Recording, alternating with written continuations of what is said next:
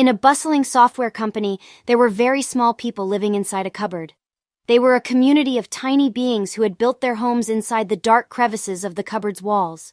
They had their own houses, markets, and even a tiny library filled with books made from scraps of paper. Their world was a secret, hidden from the busy humans who worked in the company. They had learned to coexist in harmony, staying away from the prying eyes of the humans who would unknowingly destroy their homes.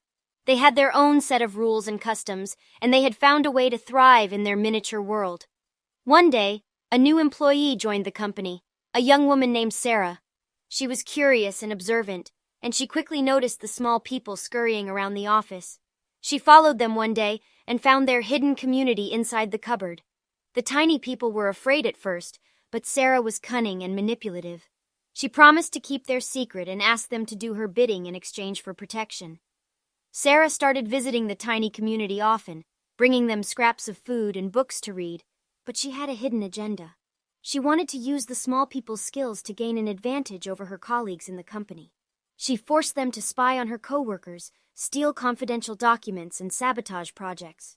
The small people soon realized that Sarah was not their friend, but a greedy and selfish human who only cared about her own interests. They hatched a plan to expose her and save their community. They managed to steal Sarah's phone and found evidence of her evil deeds. They presented it to the company's management, and Sarah was fired. From that day on, the tiny people of the cupboard software company were safe from harm, and they learned to be more cautious of the humans who worked in the office. They knew that not all humans were kind and caring, and that they had to protect their community from those who sought to exploit them.